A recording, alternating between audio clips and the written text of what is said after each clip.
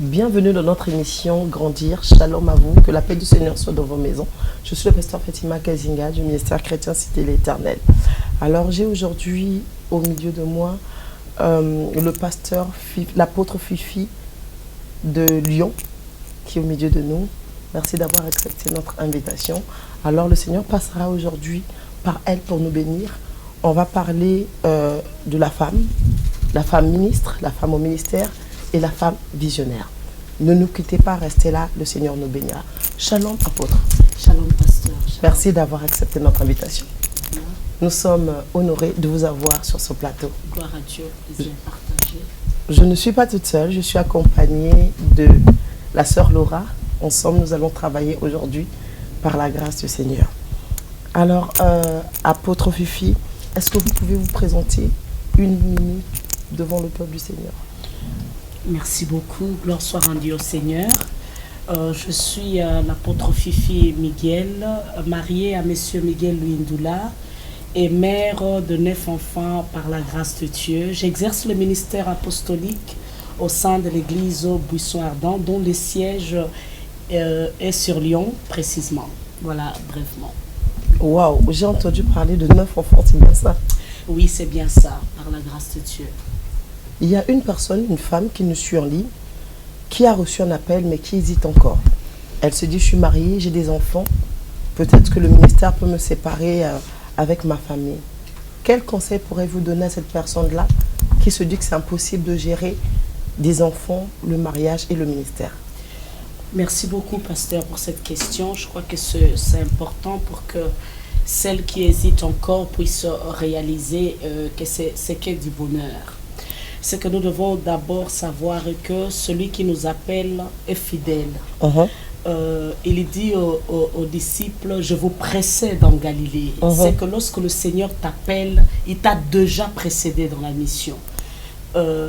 Être une mère, une épouse, ainsi que ministre de la parole, le pasteur visionnaire d'une église, je dirais que je peux tout par celui qui me fortifie, mais cela ne m'empêchera pas en tout cas de chercher une organisation qui me permettra que dans chaque partie de mes responsabilités, je puisse donner le meilleur de moi-même.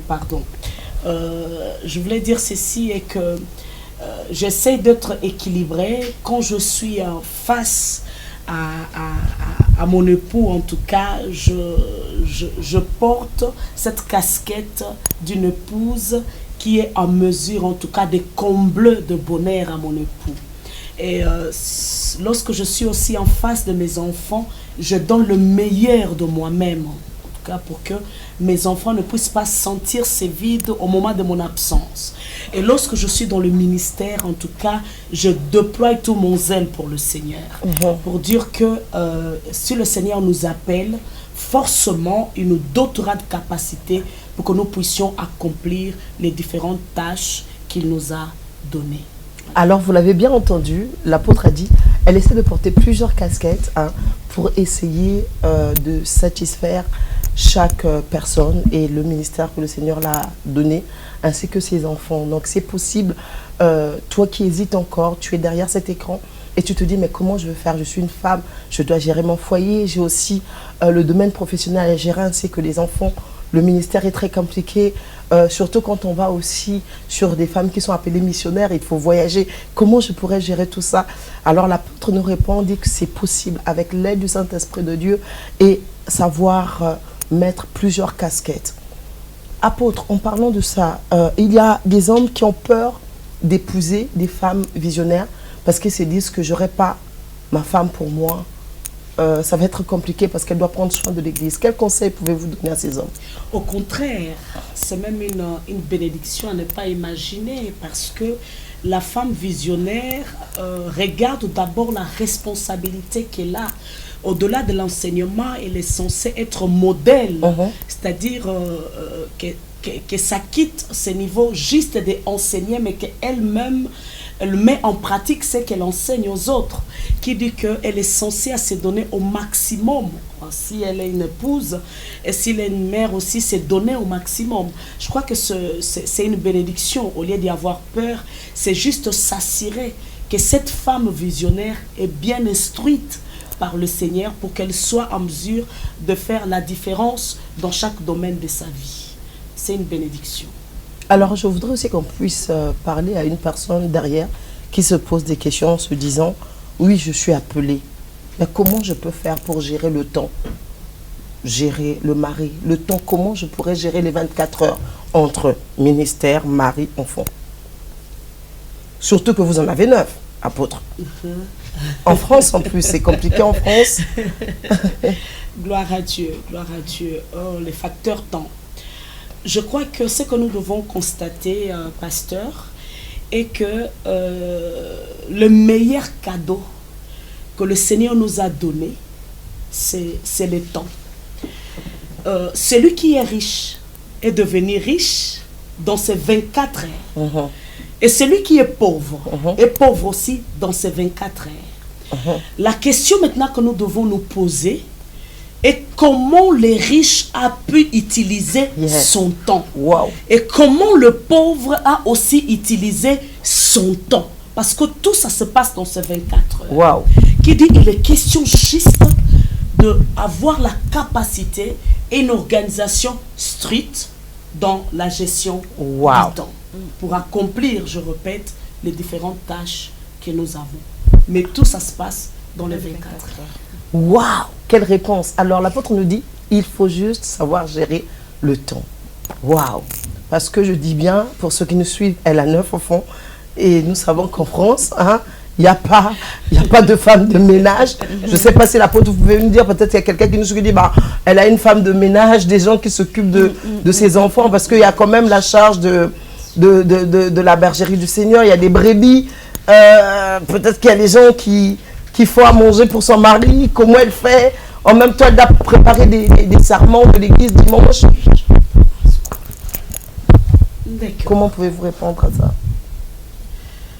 Pendant que vous êtes en train de me poser cette question, je réalise au plus profond de moi cette grâce particulière.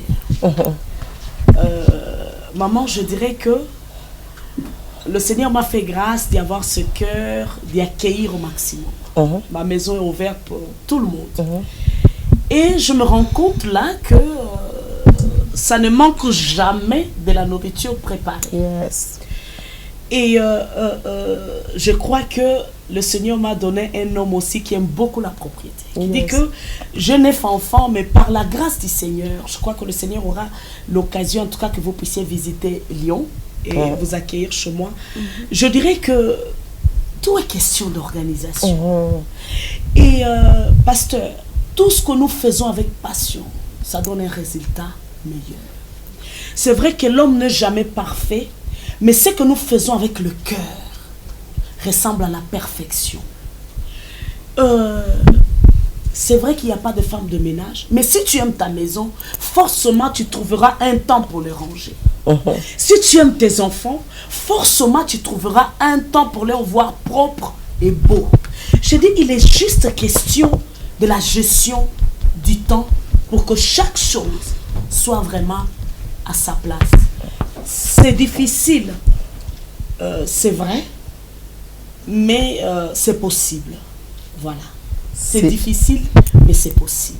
Voilà, je veux dire à une personne que c'est possible. Alors, apôtre, dites-nous, est-ce que ça a été facile pour vous d'accepter l'appel du Seigneur, de rentrer dans le ministère, surtout en tant que visionnaire? Je dirais que oui et non. Oui, pourquoi?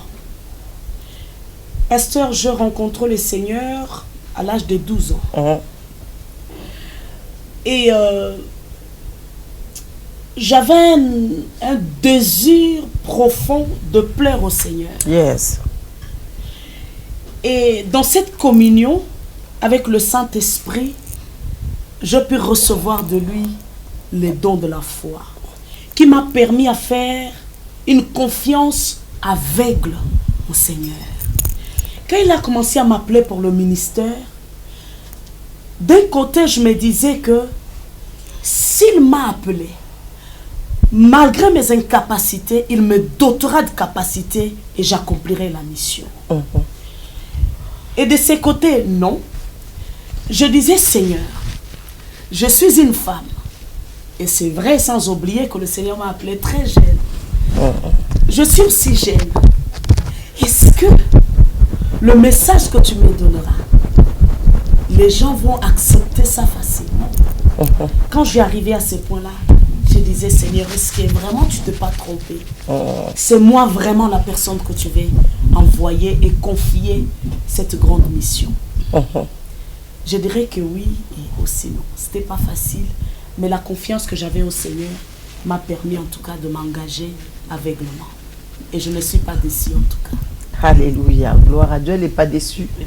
Elle n'est pas déçue. Et je pense que toi qui hésites encore, bien-aimé, tu peux te lancer, accepter l'appel de Dieu parce que chacun de nous est en mission. Alors que tu sois femme ou homme, accepte la mission de Dieu et le Seigneur qui t'a appelé te donnera la capacité surnaturelle d'accomplir la vision qu'il t'a confiée. Je parle à cette femme. Je parle à cette femme qui a peur, qui hésite. Cette femme qu'on a dit que tu n'as pas le droit de parler. Si le Seigneur t'a rencontré, le Seigneur t'a dit qu'il t'a appelé au ministère, c'est possible d'être marié, d'avoir 9 enfants et d'être capable aussi du coup de préparer des serments parce que du coup c'est vous qui prêchez à l'église, c'est ça? Oui, c'est moi servante de Dieu. Je crois que j'ai développé la capacité de méditer intérieurement. Pendant que je suis en train de préparer, si je sais que dimanche, je porterai un message, je fais en sorte de projeter mon esprit dans le thème du dimanche et à ce moment-là, le Saint-Esprit commence à m'inspirer. Quand je prendrai mon cahier pour noter, tout est déjà enregistré dans mon esprit. Et c'est ça vraiment la grâce que le Saint-Esprit m'a faite. J'ai développé cette capacité en tout cas de méditer même pendant que je n'ai pas la Bible ni mon cahier. Et quand je le prends, c'est juste pour confirmer tout ce que le Saint-Esprit a déposé dans mon esprit.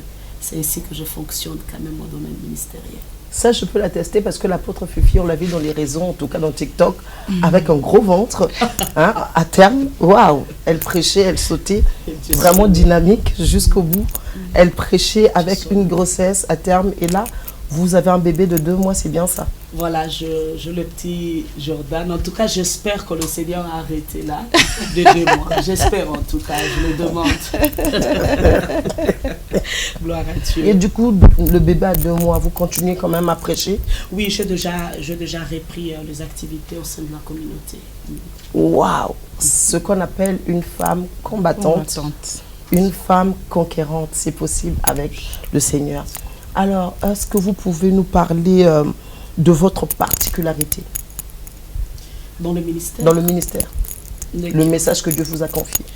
Par la grâce du Seigneur, quand le Seigneur m'a appelé, il m'a confié le message de la restauration. Changement complet de choses qui créent un état nouveau.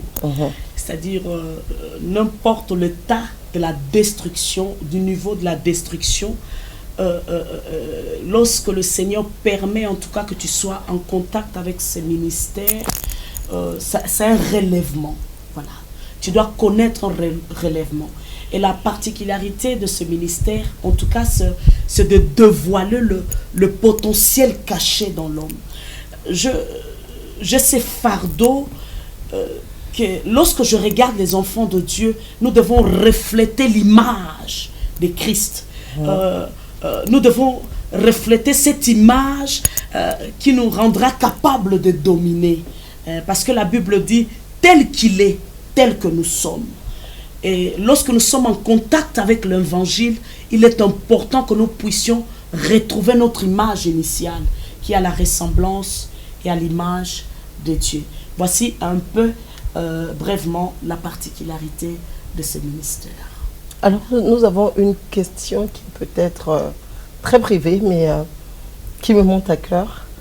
Est-ce que votre mari aussi est dans le ministère avec vous? Il prêche ou Gloire soit rendue à Dieu. Une très belle question. Lorsque je regarde cet homme, je suis d'abord fière de ce ministère que le Seigneur m'a donné. C'est son dernière année en théologie, mais lorsque je regarde 5 ans en arrière, je regardais la vie de cet homme, je disais, oh Seigneur, comment tu peux m'appeler et me donner un homme comme ça?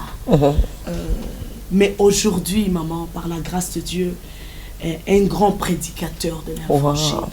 Lorsque je l'entends prêcher, je constate en lui la grâce doctorale. Et je suis vraiment très très fière de ça. C'est vrai ce que Paul a dit.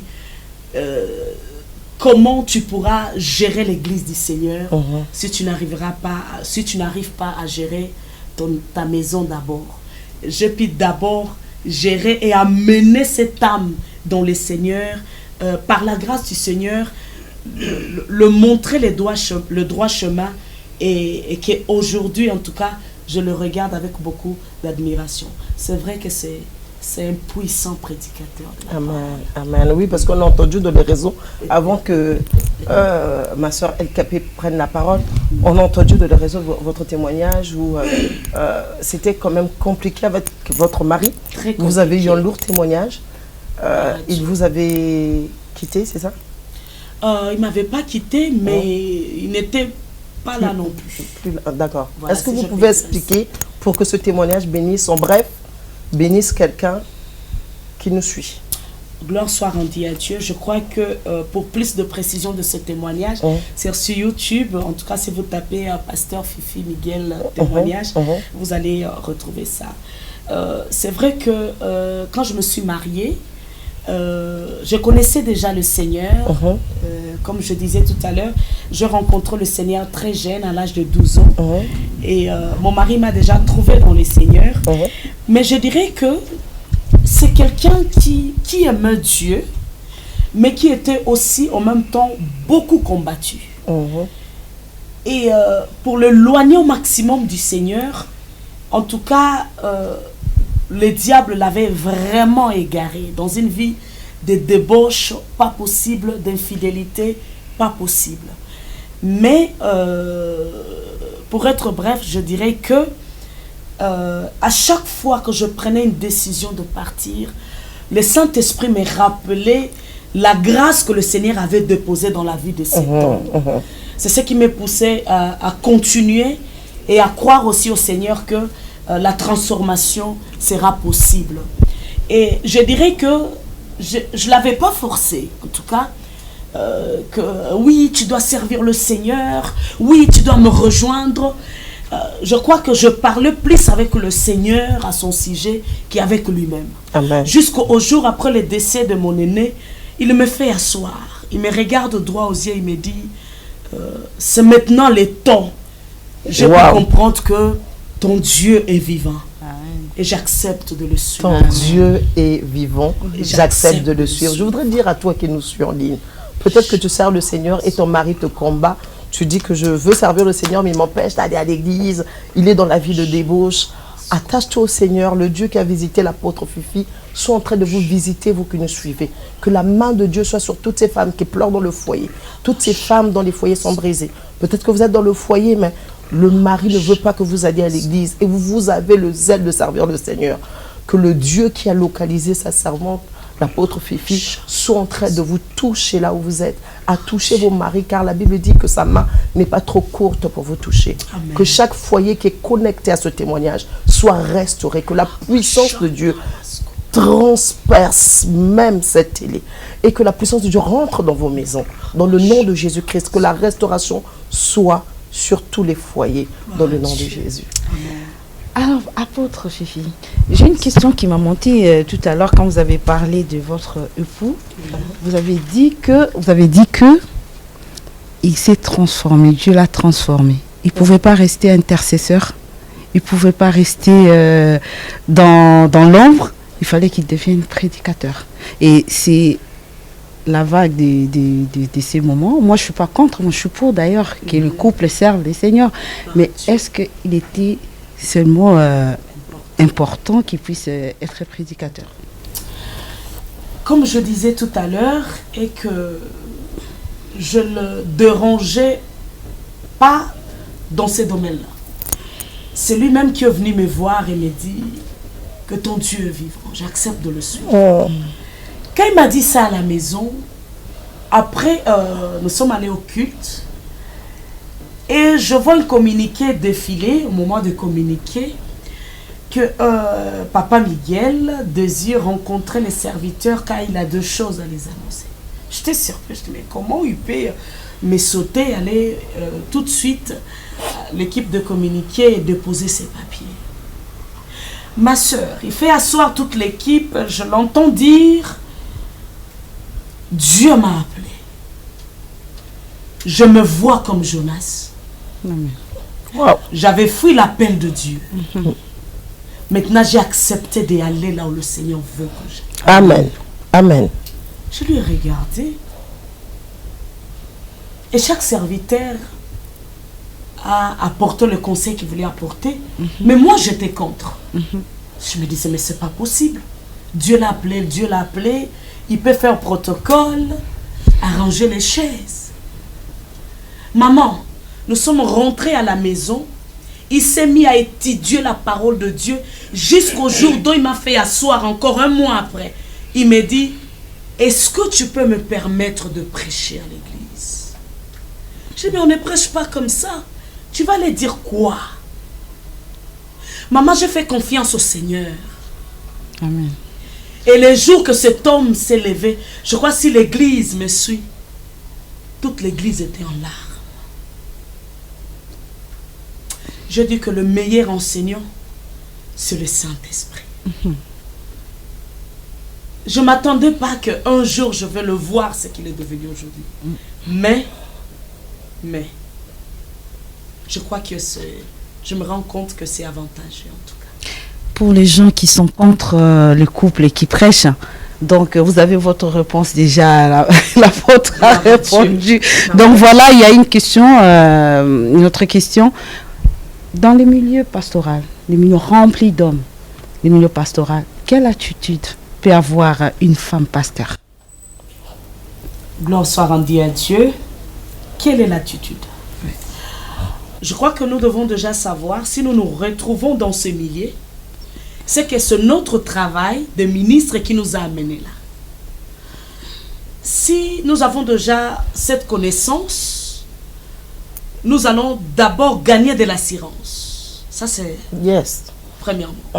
C'est-à-dire, tu te présenteras au milieu d'eux avec assurance que le Dieu qui les a appelés, c'est le Dieu qui t'a appelé aussi.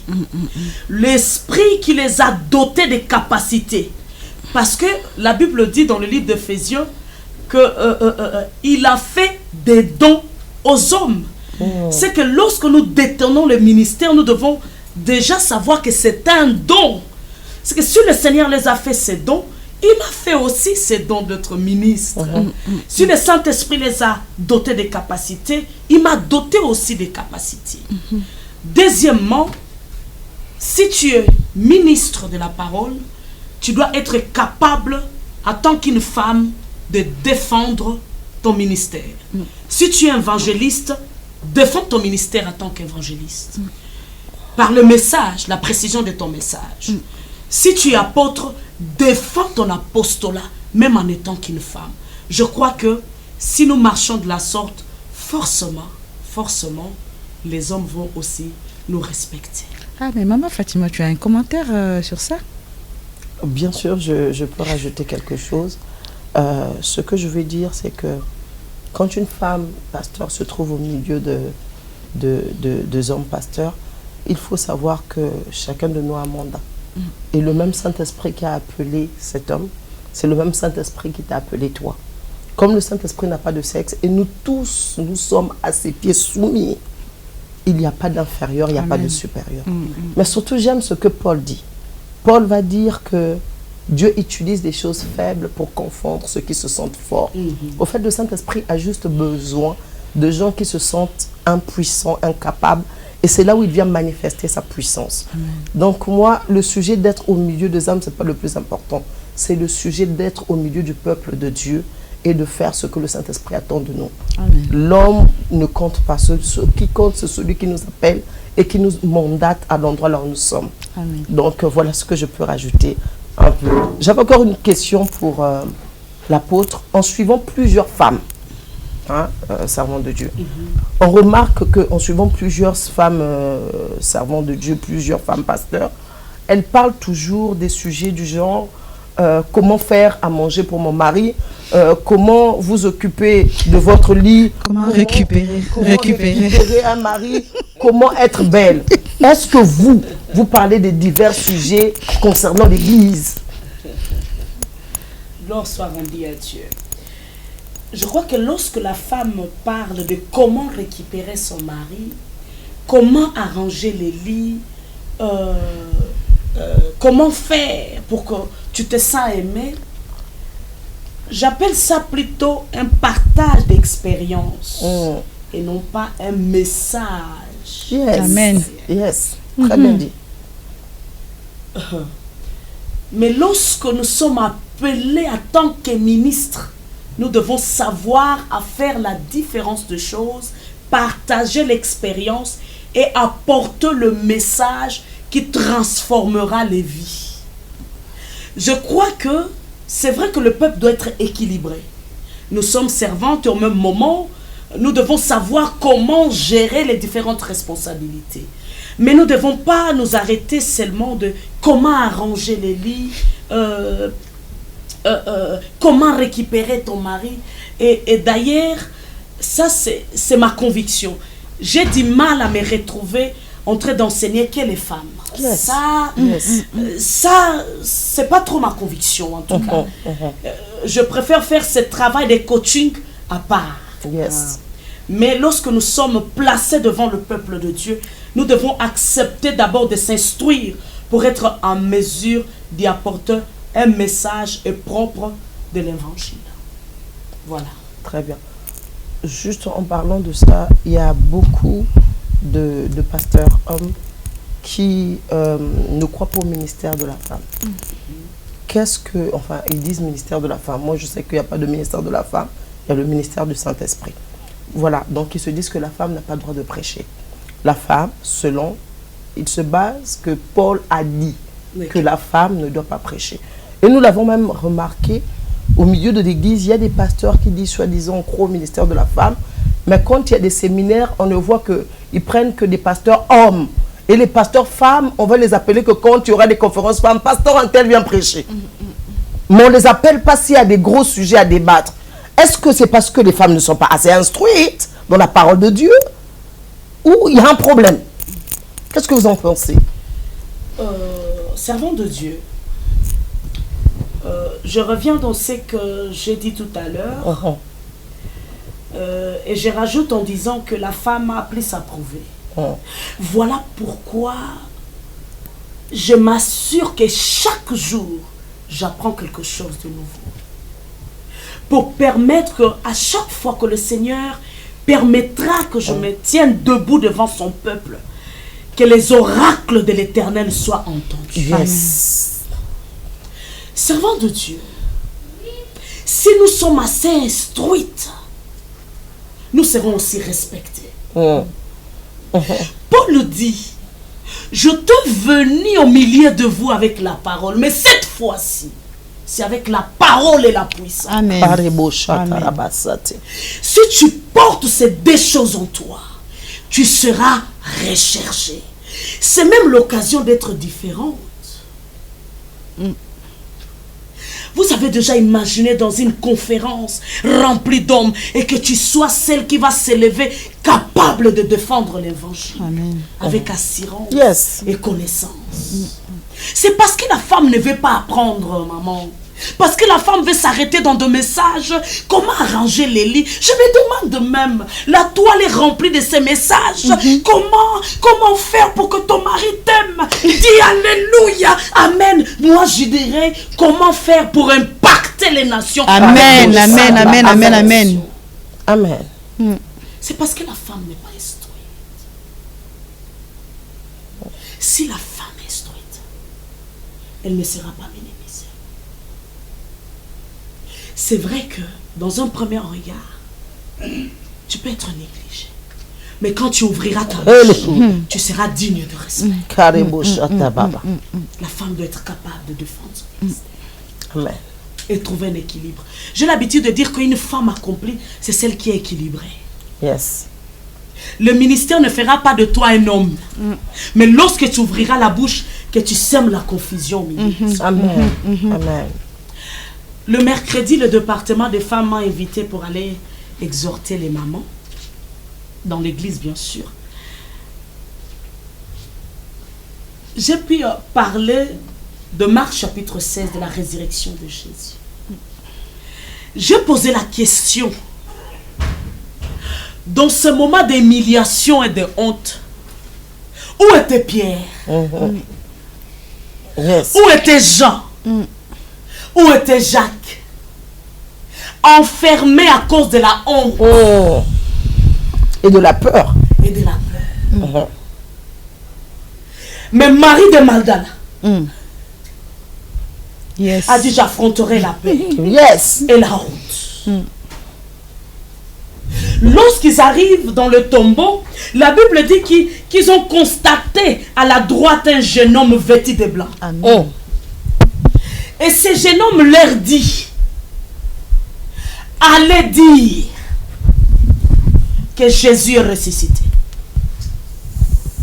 Je peux comprendre dans ce passage, servant de Dieu, que la femme est la première à recevoir le mandat du message de Christ ressuscité. Yes. Alléluia. C'est que la femme détient l'explication du mystère de la résurrection. Amen.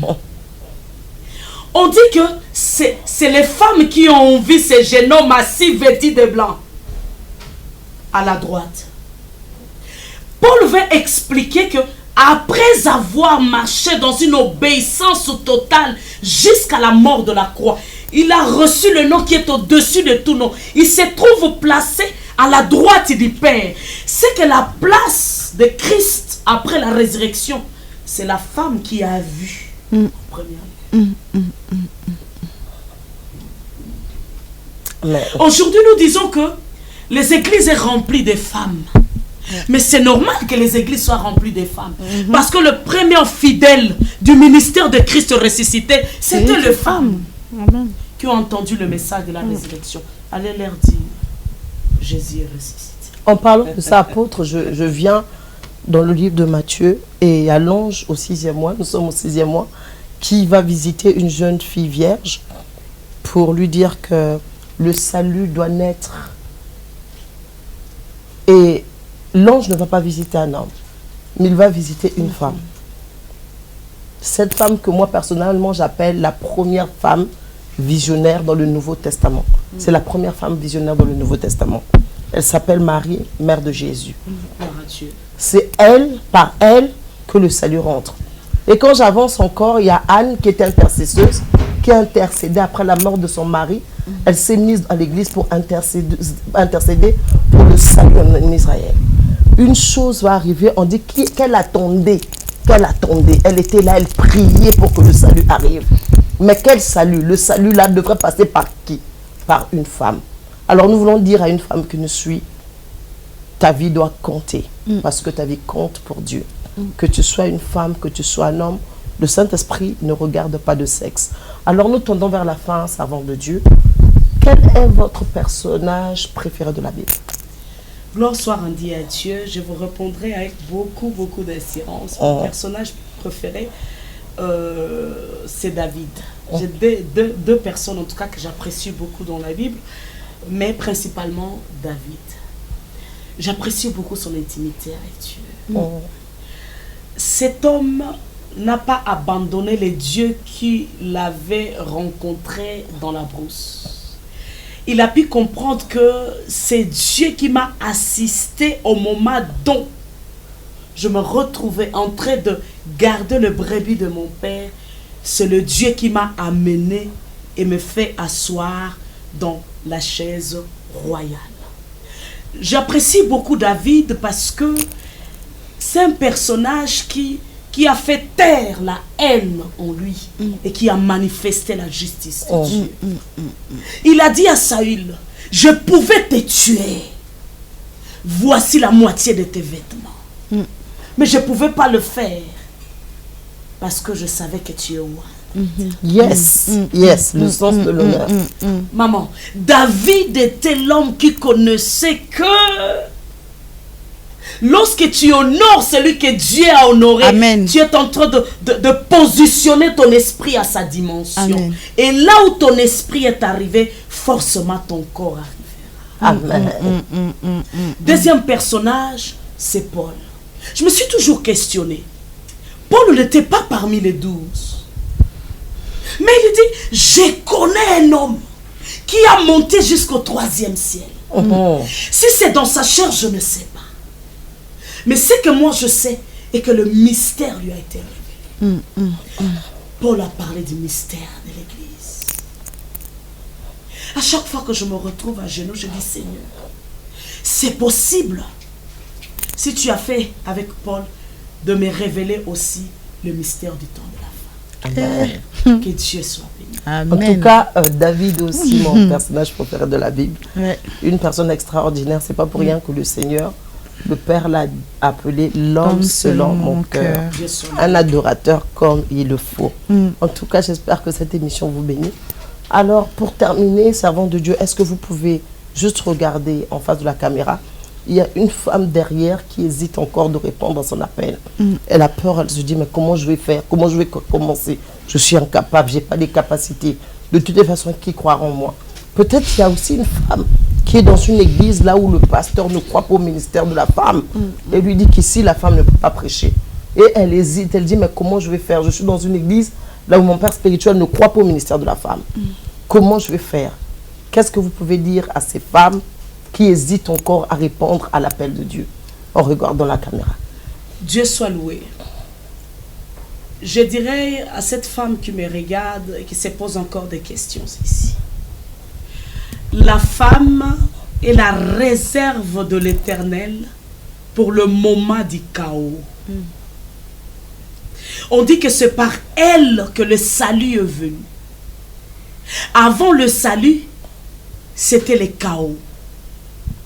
Il fallait qu'une matrice disposée puisse se connecter à la volonté de Dieu pour que ce salut puisse rentrer dans l'humanité. Tu as quelque chose de Dieu. Alors cette mission est venue pour toi. Ne te pose plus de questions. Dis tout simplement Io, c'est-à-dire me voici. Yes. Celui qui t'a appelé te précédera comme il a précédé les disciples en Galilée. Amen. Toi qui se trouves dans une atmosphère dont tes talents sont étouffés, ton don est étouffé, ton ministère est étouffé, je dirais ceci: donne le meilleur de toi-même. On ne peut pas étouffer la grâce. Amen. Si tu révèles ce qui est caché en toi, forcément, ton pasteur changera de message. Il dira, l'autre fois, je n'avais pas crié, mais maintenant, je crois au ministère de la femme. Fais sortir ce qui est caché en toi, avec assurance. Que le Seigneur vous bénisse. Amen.